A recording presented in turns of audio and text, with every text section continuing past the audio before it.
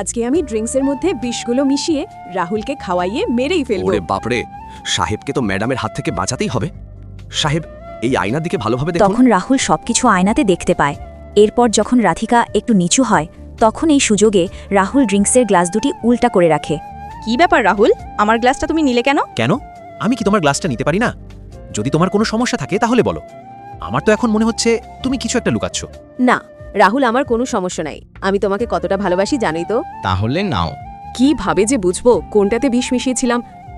আমি যদি এই ড্রিঙ্কসটা করি তাহলে তো আমি মরেও যেতে পারি। রাধিকা, তোমাকে এখান থেকে যে কোনো একটি গ্লাস বেছে নিয়ে ড্রিঙ্কস করতেই হবে। তখনই হঠাৎ করে রাধিকার বাবা বাসায় আসে। বাবা, আপনি এসেছেন? এই নেন, কোকা কোলা খেয়ে একটু ঠান্ডা হন। না বাবা, এই কোকা কোলা ভুলেও খাবেন না, এটা খেলে সমস্যা আছে। কেন মা, কি হয়েছে? জামাই বাবা আমাকে আদর করে দিয়েছে, আমি খাবো না?